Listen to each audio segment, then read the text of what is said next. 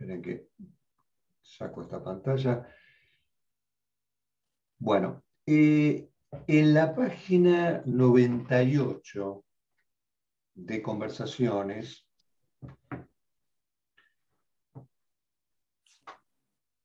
le hacemos una pregunta. Le comentamos a Fuckerman respecto de los ritos iniciáticos. Algo que yo había leído en una obra de Mircea Eliade. Es un libro muy interesante de Mircea Eliade, que es Nacimiento y Renacimiento, se llama.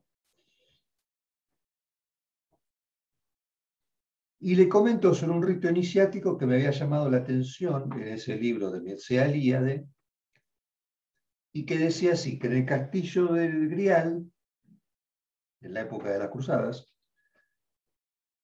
Percival, el caballero, tiene que pasar la noche en una capilla donde yace un caballero muerto. Y Percival escucha, estando solo ahí en la capilla con el caballero muerto, escucha tronar y ve como una mano negra apaga la única vela encendida.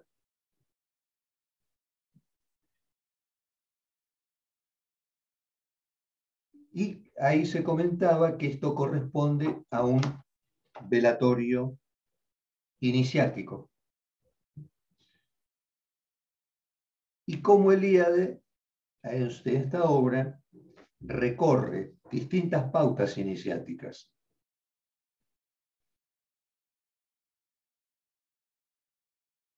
Ahí está conectando Silvina. ¿Qué tal, Silvina? Hola, ¿qué tal? Disculpen la demora. Recién comenzamos. Bueno. Estas pautas iniciáticas comentadas por Mircea Eliade se articulan con ciertos temas literarios del siglo XII, ¿no? Digamos, y a su vez con otros ritos referidos en los temas literarios del siglo XII a ritos iniciáticos muy remotos en el tiempo. Con lo cual estamos hablando, fíjense, Leandro nos compartió al principio este tema del suicidio de la muchacha, ¿no? Los 15 años y de otras criaturas ahí, personas que están ahí complicadas con esta transición, que es una transición que claramente está señalada por ciertos ritos. Entonces le decía, en esta obra, Mircea Eliade comenta sobre estos ritos iniciáticos, pero también, o sea, son ritos iniciáticos en los cuales, a ver, hay algo relacionado con la ambición ahí puesto en juego, porque se trata justamente de bueno, la búsqueda del grial, o la búsqueda de un objeto maravilloso, lo que supone atravesar ciertas pruebas. Y sobre todo, todos estos temas literarios están muy vinculados con algo que se llamó la materia de Bretaña, toda una saga literaria que podemos reconocer perfectamente en los cuentos que nos han llegado a nosotros. Esta materia de Bretaña que cuenta respecto justamente del rey Arturo, ¿no? De Percival, de los otros caballeros que buscaban el grial. Pero también Mircea Eliade comenta sobre otra pauta iniciática posterior, que es del siglo XVIII, en las cuales se profesa un culto a la mujer.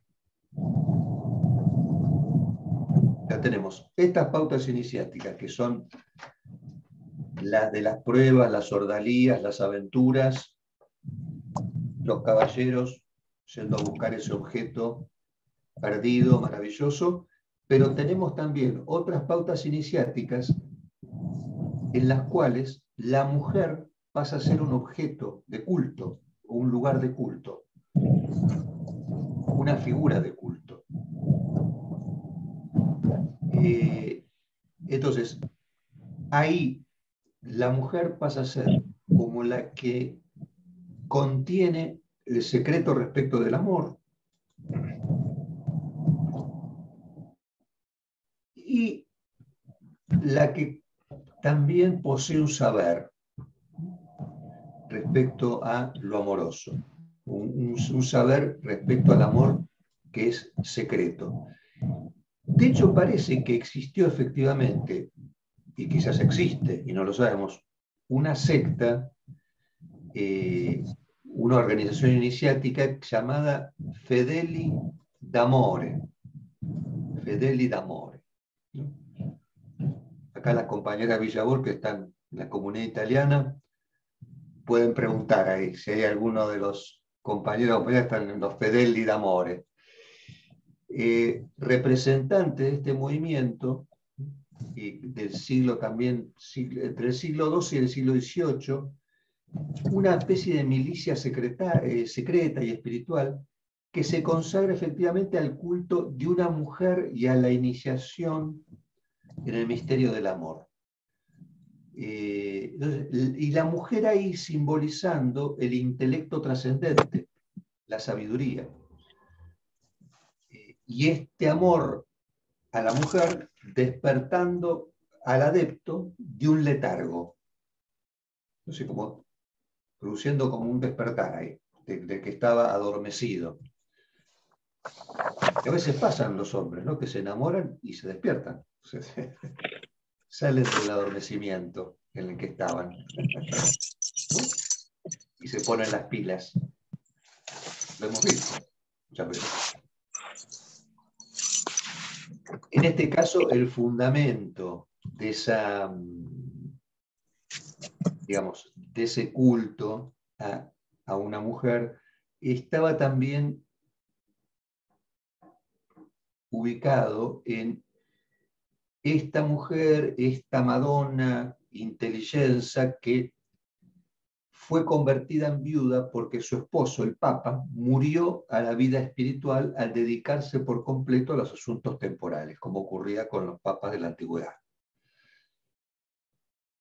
Entonces, se trata como de un movimiento también que ha dejado de reconocer la posición del Papa como líder espiritual, como denunciando de alguna manera que el Papa está en decadencia, ese Papa antiguo. Bueno, no sabemos mucho sobre los ritos iniciáticos de estos Fedeli d'Amore, pero efectivamente parece que constituían una milicia y llevaban a cabo reuniones secretas. Aparentemente Dante Alighieri pertenecía a esta secta de los Fedeli d'Amore.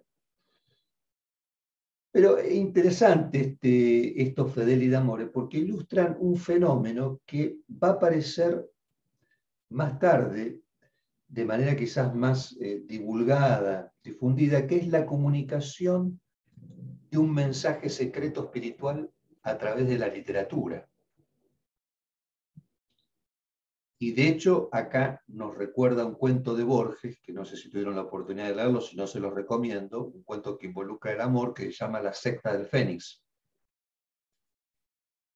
en el que Borges nos cuenta sobre un rito, una secta que lleva a cabo ese rito, que no tiene un libro sagrado, que no tiene un idioma propio, pero que todos poseen un rito y ese rito constituye el secreto. Entonces en el cuento Borges les va contando sobre este rito sin declarar de qué se trata. Y al final del cuento, digamos, queda esclarecido de qué rito se trata. No se les voy a contar para no hacer sopa fría, así lo leen el cuento y no saben de qué se trata.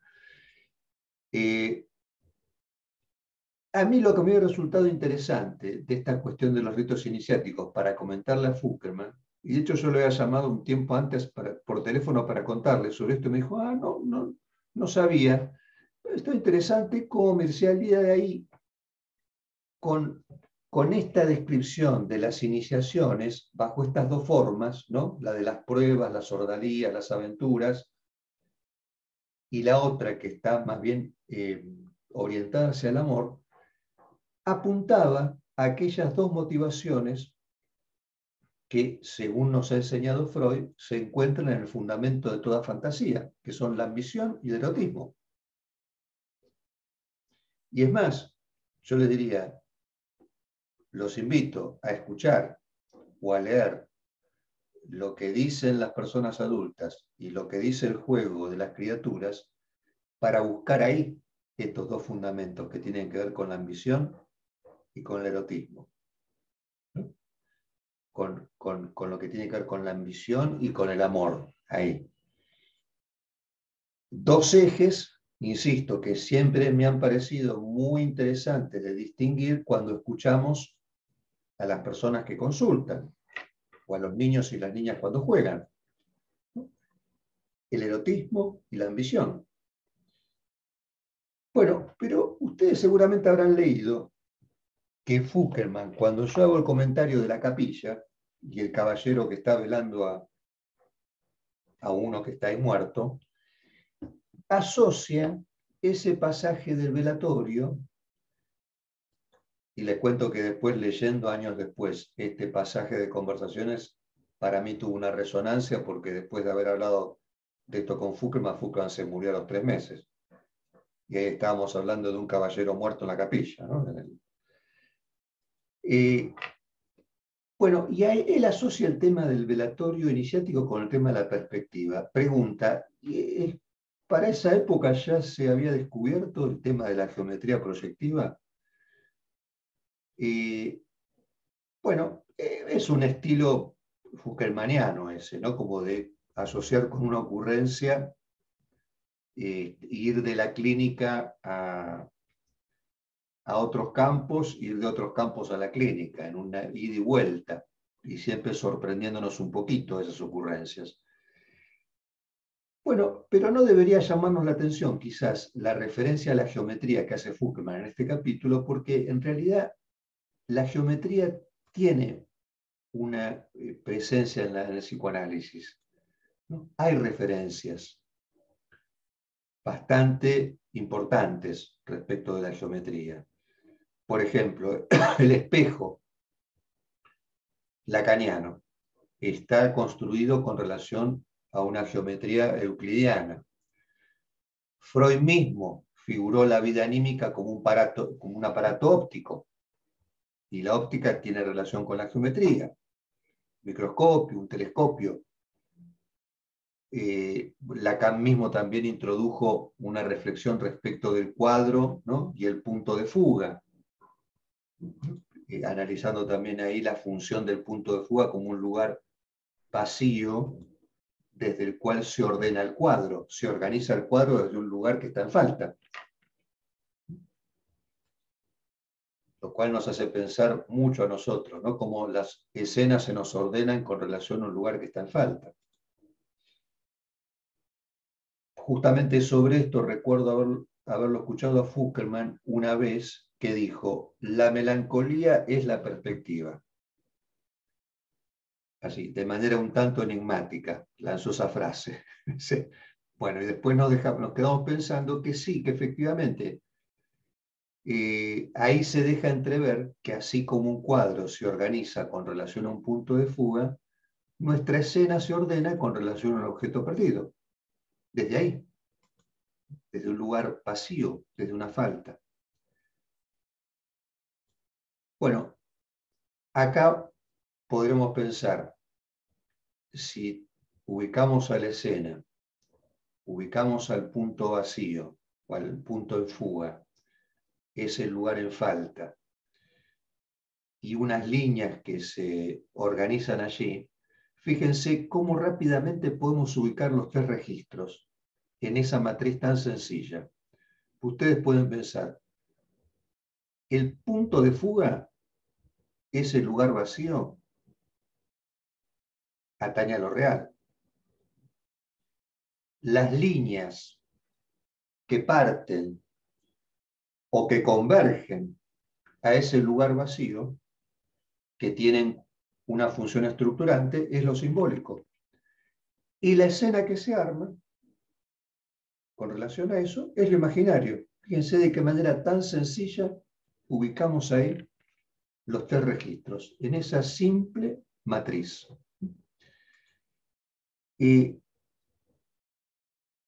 Bueno, entonces, ¿cómo se vincula esto con lo que yo les venía comentando de la fantasía? ¿No? Porque la fantasía teniendo estos 2 fundamentos, la ambición y el erotismo. Porque la fantasía, podríamos estar de acuerdo con ustedes, la fantasía es lo que funciona como cobertura respecto de ese vacío, a esa falta, a eso que el psicoanálisis nos ha enseñado como castración. La fantasía es una cobertura, la fantasía es una pantalla, tal como hemos comentado con ustedes infinidad de veces desde que nos encontramos cuando hacemos referencia al juego. Muchas veces hemos insistido, el juego es la fantasía, no expresa una fantasía, es la fantasía. Y como fantasía, en esta misma lógica, es una pantalla, es una barrera, es un espejo, y en ese sentido es una cobertura. Algo que tiene incluso como una función protectora, se podría decir, que protege. ¿Qué es lo que protege el juego como fantasía? La infancia. Resguarda la infancia, posibilita la niñez. Bueno, te decía que la geometría tiene muchas alusiones en el psicoanálisis. Hay mucho escrito sobre la geometría del psicoanálisis. Y justamente sobre esto preguntaba Fuckelman, luego de nuestra referencia a los ritos, de esa imagen del velatorio iniciático, preguntaba sobre el espacio y el tiempo. Se situaba en la capilla, él, y se preguntaba si ya en ese momento se habría descubierto la perspectiva. Y es ahí donde él también asocia, se ve que se acuerda en ese momento, que había estado leyendo un artículo de un tal Jean-Louis Deot, un filósofo historiador, ese artículo que les pasé hace poquito. Se ve que se acordó porque ahí Deot en ese artículo habla sobre la perspectiva.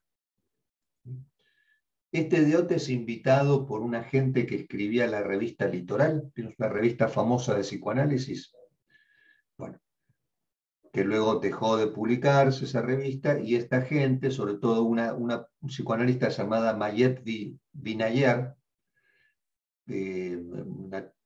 una tipa inteligente, ¿sí? Había descubierto este Deot y la había invitado a una reunión con ellos para hablar sobre el aparato, porque ella estaba buscando algo sobre el aparato psíquico, como hacemos nosotros a veces que nos vamos a buscar, en esa época quizás más inicial, esa búsqueda, ¿no? Porque este artículo de hace más de 12, 13 años, y de manera casi accidental se encuentra con que Deot hablaba de los aparatos. Entonces le interesa el tema, lo invita a este señor, y ahí Deot, en esa charla que tiene con los psicoanalistas, él no lo es, él es filósofo e historiador, como les dije, dice que la perspectiva inventa el mundo de la representación.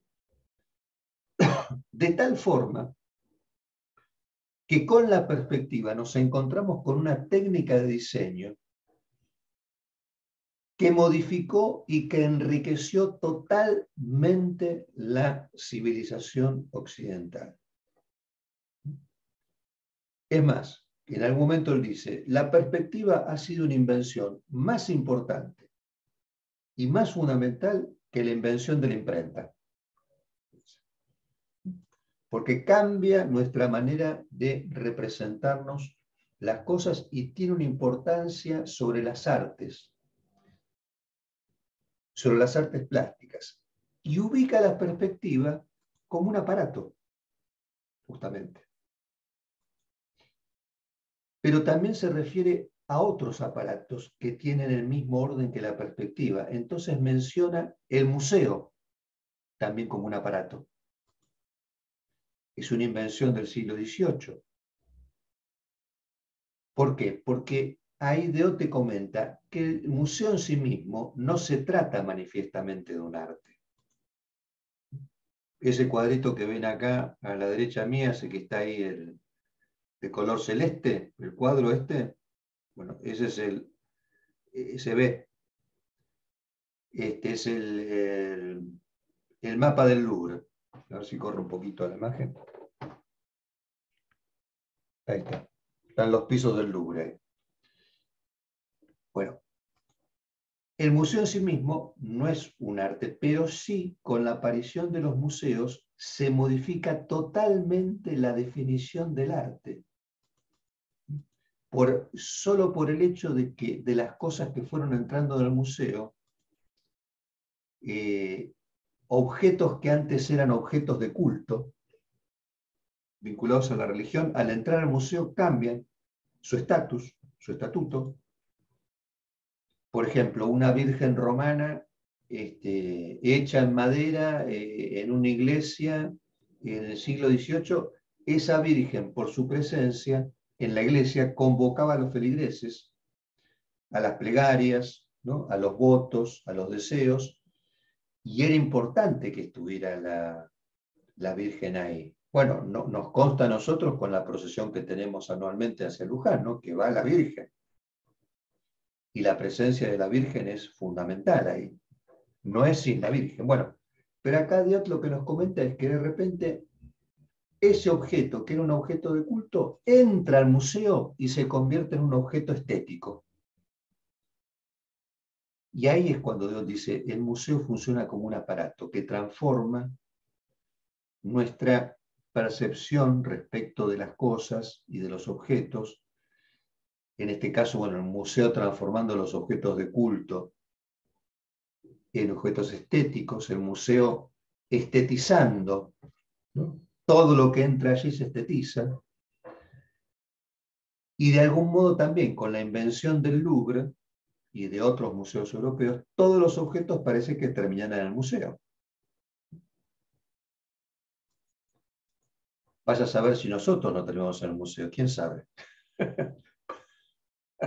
Ustedes se ríen, pero... Miren, hay una película, una pequeña película, creo que es canadiense, de una pareja que la señora es tullida, ¿no? Tiene como un defecto, bueno, y se casa con un tipo que es un básico, es un primitivo, y tiene una casita chiquita, y la señora se pone a pintar, hacer pequeñas pinturas en la pared, ¿no? Para salir de ese mundo en el que estaba muy rudimentario, al cual ella se adecua, bueno, y se convierte en una pintora, pintando su casa de tal modo y tan famosa. Después le voy a mandar el dato sobre la pintura porque es muy interesante. El marido la apoya, empieza a vender las pinturas, porque empieza a pintar, después de pintar la casa, empieza a pintar en maderas.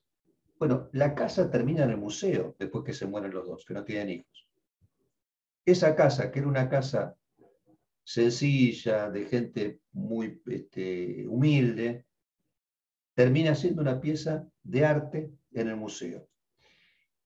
Entonces, con esto de la creación del museo, es como si nosotros asistiéramos a una estetización de todo lo que podría ser no solo el arte, sino también objetos, incluso objetos estrictamente técnicos, ¿no? Yo recuerdo haber estado en el Georges Pompidou en el año 2012 y había una parte del Georges Pompidou dedicada al dadaísmo y había objetos, puede ser un mingitorio, unos sombreros que volaban, bueno, como un gesto, ¿no? Como un gesto de desafío, donde se hacía entrar estos objetos en la galería de exposiciones, ¿no? Y acá hago una nota a pie de página, que corre por mi cuenta, no por conversaciones, porque sobre el museo, que seguramente es un tema que a ustedes les interesa, porque estoy seguro que cuando viajaron fueron al museo, no me cabe la menor duda, todos deben haber ido al museo, de chiquitos y de grandes. Sobre los museos, ¿qué es lo que dice Agamben en su libro Profanaciones? Que se los recomiendo. Es un libro pequeñito, muy interesante.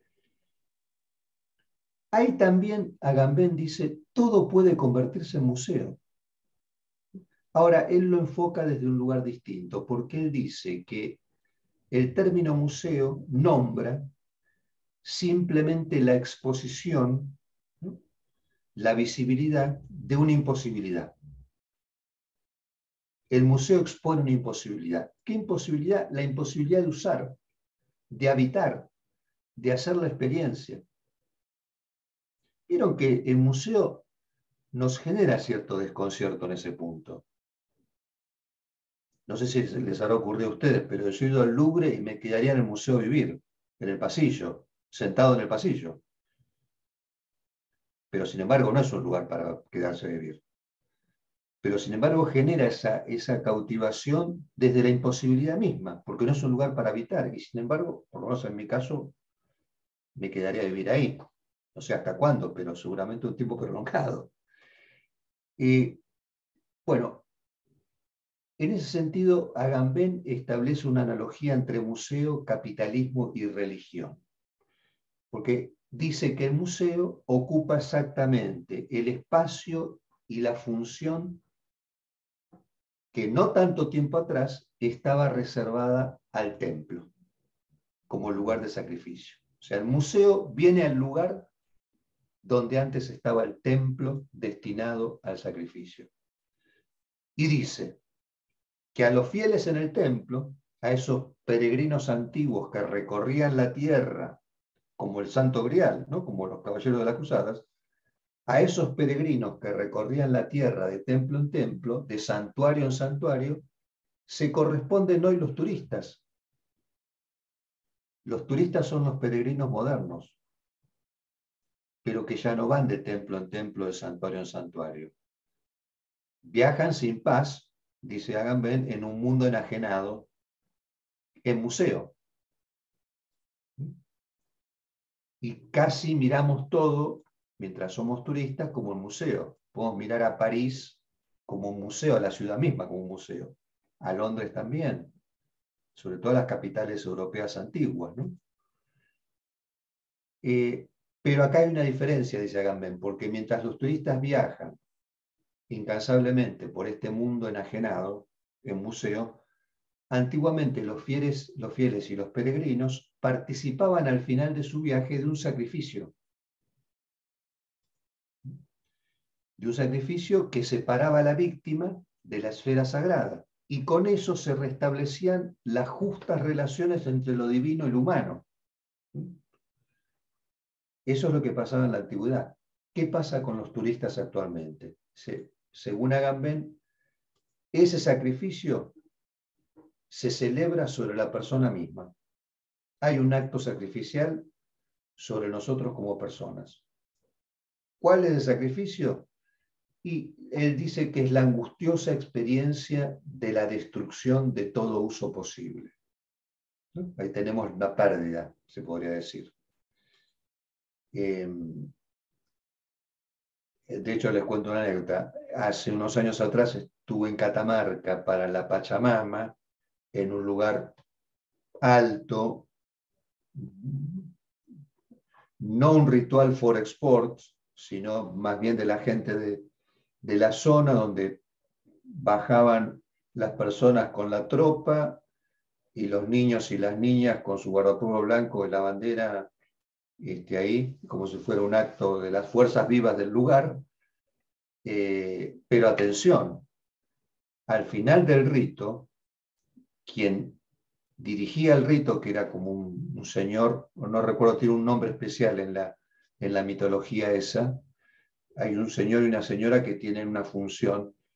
El señor ya había elegido un cordero y lo sacrificaba al final del rito, lo cual era bastante impactante, le diré, ¿eh?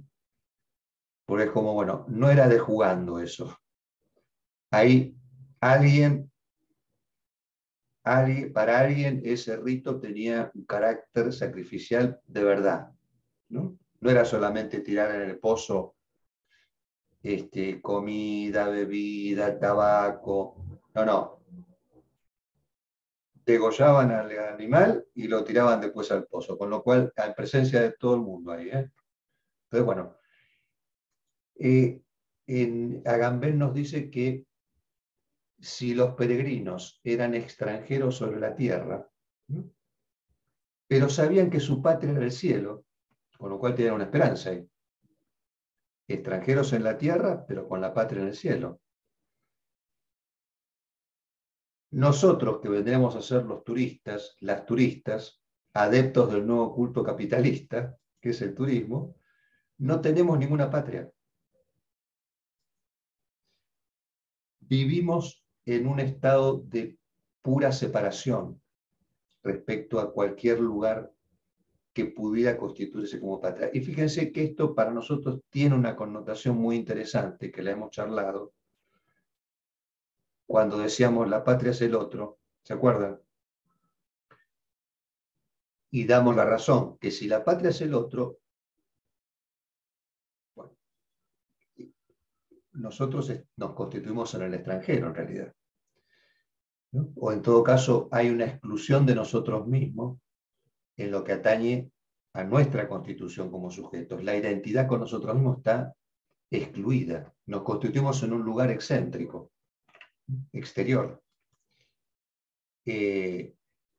Entonces, hay una correspondencia entre esto que plantea Agamben sobre estos adeptos del nuevo culto capitalista y lo que nosotros entendemos como sujeto, ¿no? De hecho, no por nada Lacan toma el paradigma del capitalismo, de la plusvalía, ¿no?, y lo hace corresponder con el plus de goce, ¿no?, con el efecto de pérdida en el cual nosotros nos constituimos, de pérdida y de excedente.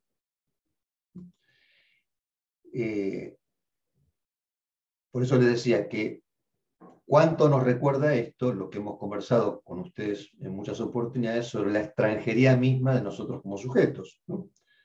En tanto esa identidad con nosotros mismos está excluida. Y de cómo el capitalismo ha sabido atrapar esa enajenación nuestra en lo que atañe a la insatisfacción y a la división subjetiva, en lo que atañe a lo que nos satisface y a lo que nos representa. Y ahí nos viene a ofrecer cosas, objetos, a esa demanda de insatisfacción o ese déficit en la representación. Entonces, Agamben me parece que siempre tan bien orientado para nosotros, aunque él tampoco se dedica al psicoanálisis, tiene, parece, indicaciones muy esclarecedoras, nos señala que donde quiera que vayamos, vamos donde vamos a encontrar multiplicada y llevada al extremo la misma imposibilidad de habitar que conocemos en nuestras propias casas, en nuestras propias ciudades, la misma incapacidad de usar que experimentamos en los supermercados, en los shoppings, en los espectáculos de las redes virtuales. Miren, hace poco una colega de zona oeste de Ituzaingó me comentaba que estaba atendiendo a una mujer que vive en Suiza, que se casó con un suizo, es argentina. Entonces, nos transmitía lo que ella escuchaba sobre vivir en Suiza. Claro que para nosotros es como, parece como una especie de ideal de orden, de organización, de estabilidad, de previsión, ¿no? Entonces, un poco en sorna decíamos, no solamente basta vivir en Suiza, hace falta haberse analizado también. Si estamos bien analizados, seguimos en Suiza, puede parecerse al paraíso. Porque si uno lleva su neurosis a Suiza, es como vivir en cualquier otro lado, ¿no? O sea que la fórmula es... Es como de la pulsión, no es el instinto, digo, ¿no? El instinto hace que uno escape, la pulsión va con uno. No te escuché bien, Leandro. A ver. No, digo que la pulsión va con uno, digo, no se le puede dar el mismo tratamiento que el instinto es otra cosa, digo, ya lo decía Freud ahí, ¿no? De lo externo a lo interno. efectivamente que se repite es uno mismo. Mirá, había una película antigua, El Vengador del Futuro, con Schwarzenegger, que había una máquina que te permitía transportarte al lugar que vos quisieras de vacaciones. Entonces, el tipo que le pregunta, ¿a dónde quiere ir? Si no sé. Entonces el técnico le dice, bueno, ¿qué es lo que se repite siempre de la misma forma cuando usted se va de vacaciones? Y no sé, que tomo un transporte, que no sé, que tengo tiempo libre. No, dice, lo que se repite es usted mismo en todas las vacaciones. Bueno, eh, ahí vivimos. Entonces, Agamben acá indica que el turismo representa, actualmente el turismo, desde hace mucho tiempo ya, representa el culto y el altar central de la religión capitalista, el turismo. Y acá él compara de una manera, me parece muy interesante, justamente como si tratamos de hacer una correspondencia con el peregrinaje, acá lo que no nos queda claro en este peregrinaje nuestro como turista, dónde se ubica lo sagrado y dónde lo profano. Entonces, como estamos en ese desconcierto de que no sabemos dónde empieza una cosa y dónde termina otra, y todo parece lo mismo, ahí no podemos usar nada. Hacia ahí va la indicación de Agamben, porque justamente la función de lo sagrado atañe a que esto no se puede tocar, pero todo lo demás sí. Pero estamos en una realidad en la cual nosotros parece que pudiéramos tocar nada y no tocamos nada. Parece que todo y es nada en realidad. Bueno, cierro la nota a pie de página de Agamben, vuelvo un poquito a Deote y ya estoy por terminar, porque al sí mismo también... Sí. Miguel, hay una, justo lo tengo presente porque lo trabajé con un paciente, que hay una serie de Paca Paca, que ya se ve que no es actual, pero que se llama Aventuras en el Museo. Y se trata justamente de 3 chicos púberes que arman toda una organización en una cueva o que es la habitación de uno de los amigos, siempre se reúnen, para entrar al museo cuando el museo está cerrado. Y siempre sucede en un museo distinto. Es muy lindo porque, bueno, yo lo empecé a ver por el teléfono con este chico, con este paciente, que él tenía una imposibilidad de habitar los lugares justamente, y ahora le estoy dando el alta, justamente después de haber habilitado, él estaba muy en lo virtual.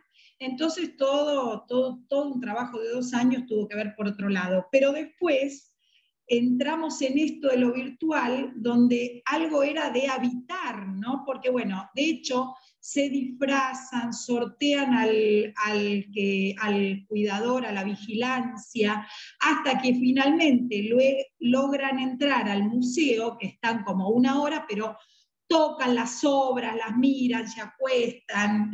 Bueno, de alguna manera es ilusión de habitarlo, pero me venía y lo interesante de este chico, que tenía un diagnóstico medio complicado y complicado en lo social, lo interesante de esto, que además de la cultura, que él la tenía y mucha, enganchó con esta cosa de poder estar con otros pares y armar una aventura donde se trataba de ir y tocar y habitar. Bueno, después de haber visto toda la serie de los distintos museos de Buenos Aires, en esa, siempre iban a ver una obra en particular, pero entraban al museo, muy lindo. Y bueno, me representaba todo esto que contaba, porque es verdad, también cuando estuve en el Louvre decía, no sé, tengo que estar 1 mes acá adentro para poder llevarme lo que me quiero llevar, si no uno miraba apurado y agotado, terminaba. Absolutamente, Sí. claro, sí, sí. El cuerpo es el que Pero qué de sufre. la infancia, de tocarlo, jugarlo, que eso también lo asociaba con esto que vos decís del juego como pantalla, que es la fantasía, y lo hablábamos con Leandro el otro día, cuán necesario hoy, que con dejarlo jugar a los pibes quizás alcanzaría y mucho, solo hay que saberlo. Sí, Hay sí. tanta cosa que tienen que jugar. Pero bueno, Aventuras en el Museo se los recomiendo, de Paca Paca, es divino. Vamos a verlo, vamos a verlo. Bueno, de algún modo ahí el paradigma del museo representa justamente quizás esa frontera entre lo sagrado y lo profano, ¿no? Y además ahí Deote también compara esta estetización del museo con algo que ocurre también respecto a la música, porque el concierto público es bastante reciente en el tiempo. El concierto público es del siglo XVIII. Antes los conciertos eran en el palacio o en la iglesia, pero no públicos. Por supuesto que había folclore, habría música popular, pero me refiero a música académica, erudita, esta música ligada al concierto. Bueno, la invención del concierto público representa la invención de una nueva escucha también. Porque así como el museo, el concierto se constituye en un lugar de reunión y de representación de la música. Con lo cual lo que se pone entre paréntesis, lo que se suspende, es el destino de la música. Pasa a ser como una puesta en escena, donde lo que queda sentado quizás es justamente la mise en scène, no tanto el destino de la música. Quiero decir esto porque la música en el palacio o en la iglesia tenía un destino, ¿no? Estaba dedicada y destinada a, bueno, a la gloria del monarca o a la gloria de Dios, y representaba algo de esa glorificación. Concierto público, de algún modo, es como se comienza a imaginarizar la música y se suspende el tema de a quién va, con qué objeto. Digamos, antes había una música de culto, una música religiosa, una música destinada a las princesas. Y ahora hay otro modo de escuchar la música por parte del aficionado, en tanto la música se interpreta sobre la escena, se representa sobre la escena, con lo cual eso también da nacimiento a un sujeto estético que antes no estaba. Con lo cual muta la relación del sujeto con el arte. Y se diluyen, como les decía, y hay una correspondencia entre lo que dice Deote y lo que comenta Gambén, se diluyen esas fronteras entre lo sagrado y lo profano. De hecho, fíjense, yo creo que esto se los comenté, ¿por qué el Papa Francisco está en contra de la globalización? No sé si ustedes lo habrán escuchado o lo habrán leído. Bueno, él dice que la globalización piensa el mundo como una esfera. Ahora, el mundo pensado como una esfera implica que todos los puntos son equidistantes, equivalentes. ¿Qué dice el Papa? Prefiero pensar el mundo como un poliedro. Lo está diciendo un representante de la dimensión sagrada, justamente. Prefiero pensar el mundo como un poliedro. ¿Por qué? Porque en el poliedro hay caras que se conectan unas con las otras, que pueden constituir una suerte de esfera, pero donde hay fronteras, donde las fronteras se respetan, donde las fronteras implican un resguardo de las tradiciones, del folclore, del linaje de cada lugar, con la ilusión de tender puentes hacia otros lugares que tienen otros folclores, otros linajes y otras tradiciones, ¿no? Entonces, ahí también hay una idea de que la disolución de la frontera que plantea la globalización es mortificante. Es mortificante. Y engañoso además. engañoso, porque por otra parte sabemos que tenemos una esfera en la cual la mayor parte del planeta está en el subdesarrollo, incluido nosotros. Bueno, ya terminando. Deote se pregunta, ¿cómo responder a la pregunta qué es una pintura, por ejemplo? Y ahí dice, ¿qué diferencia hay entre Lascaux? Fíjense que sobre Lascaux hemos hablado nosotros, sobre la ruta de Lascaux. ¿Qué diferencia hay entre Lascaux y lo que se hace actualmente en la pintura? Dice, bueno, la verdad que es difícil determinar la esencia de la pintura. La única cosa que finalmente permite comparar Lascaux con la pintura de Magritte o de los surrealistas es que todas las obras van a parar al museo. Y eso las define. Entonces, si ha habido una posibilidad a partir de Lascaux de hablar de la historia de la pintura, es porque todas esas obras se encuentran en el Museo General. Bien, nos va a llevar una reunión más el artículo de Ote, porque la próxima vamos a hablar del cine como aparato. Muy interesante lo que él comenta justamente del cine como un arte que resume todas las artes a partir del siglo XX. Pero por ahora, si les parece, hacemos una pausa, un breve intervalo y nos volvemos a conectar.